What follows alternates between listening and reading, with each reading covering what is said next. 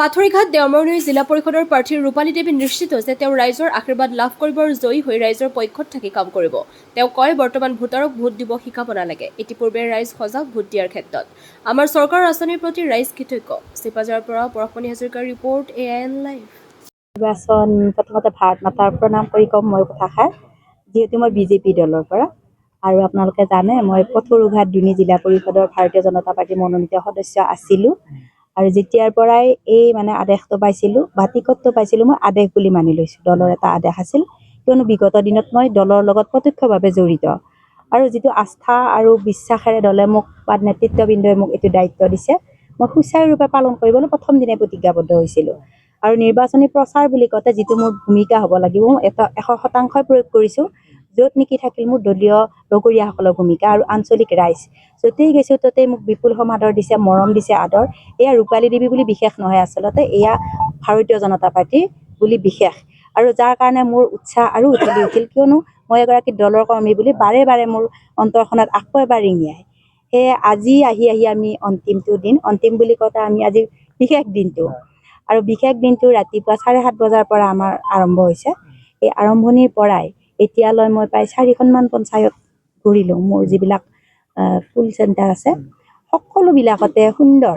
এতিয়া এইটো নকওঁ মই বেলেগ দল বা বেলেগ কাৰোবাক কোনো বেলেগ ধৰণৰ কথা মই নকওঁ, যিহেতু এখন গণতান্ত্ৰিক ৰাজ্য, গণতন্ত্ৰক মই সন্মান কৰোঁ।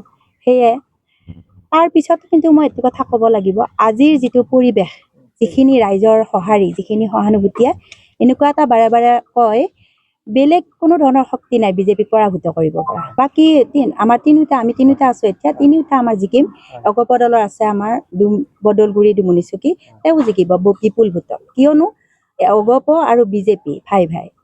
এইটো মই ক'বলৈ গ'লে কংগ্ৰেছ দল এটা দল, এইটো মই দল বা কোনো ধৰণৰ দলক আমি কোনো কাৰণত এনেকুৱাকৈ নক'ম, কিন্তু এইটো ঠিক কাৰ্যকলাপ ৰাইজ, জনতা জনাৰ্দন। বৰ্তমান সময় হৈছে শিক্ষিত সমাজ। আজিৰ সমাজখনত কোনো কাকো ক'ব নালাগে। পৰিৱেশ পৰিস্থিতি আৰু জীৱনৰ প্ৰতিটো মুহূৰ্তত লগত ৰাইজে মানুহবিলাক মিলি চলে।